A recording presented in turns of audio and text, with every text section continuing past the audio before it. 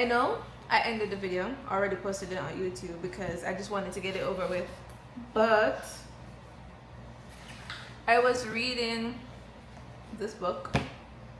So this will just be a continuation, that's a word? Yeah. Of the previous video. And then next clip you'll see after this will be my tomorrow video. But I am currently in chapter 9 of the Let Them Theory, titled Yes, Life Isn't Fair. And the subheading for this chapter that I'm currently reading is When Comparison is Torturing You.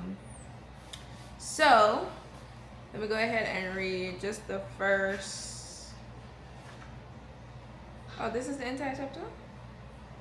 Okay. But Mel, I can't stop obsessing over how much more attractive other people are and how I wish I were taller or didn't have Lyme disease, or wishing that my parents didn't get divorced and my family life was better. Comparing yourself to other people is unavoidable. It is human nature to look around and see what everyone else is doing and how you measure up. The problem isn't the tendency to compare. The problem is what you're doing with the comparison that matters. So ask yourself, what are you doing when you compare? Are you torturing yourself, or is it teaching you something important? The fact is, there are two different types of comparison that people engage in: torture or teaching. In order to use comparison to your advantage, you must first identify which type of comparison you are doing, and it's very easy to tell the difference. The first type of comparison is torture. This is when you find yourself obsessed over, caught up in, or beating yourself up over something that you will never be able to change.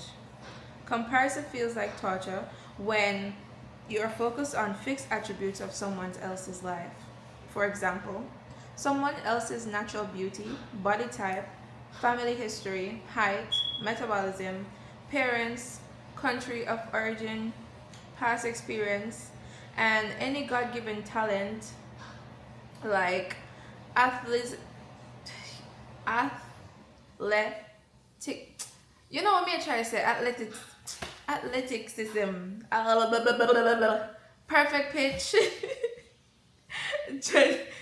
genius, brain power, ability to learn language at the blink of an eye, photographic memory, artistic talents. You get the gist. Actually, Mel, I already got the gist from the first two examples. You didn't have to give us a whole paragraph of example. But Mel loved to talk, so I figured she loved to write also and just write unnecessary examples. But y'all get the gist. You may be envious of these fixed characteristics of someone else's life, but these are the type of things people were usually born with and not something they work hard to achieve. They were dealt these cards, and their cards are not going anywhere, and neither are yours. And more importantly, no amount of effort you put will make these cards magically appear in your life. Here's how you know it's fixed. Is there anything you can do in the next 30 seconds to change this? If not, you're never going to be able to change these.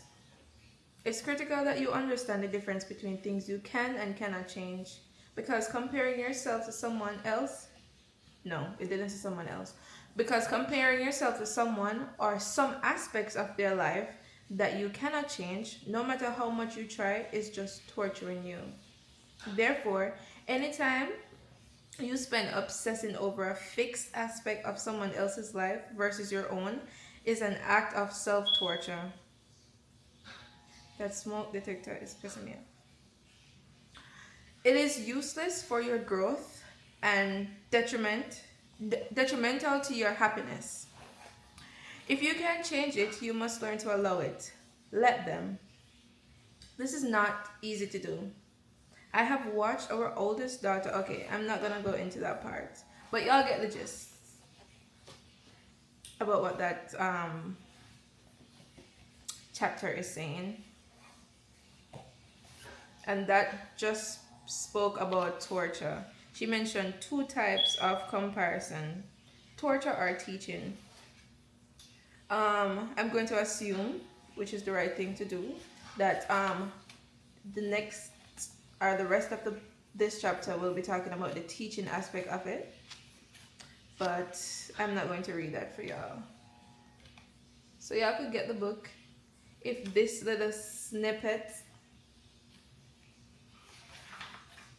got your attention, and if you feel like it's something you want to read, then you could.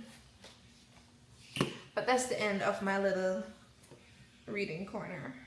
And yes, I have on a jacket indoors because I turned up the air too high. Okay, bye.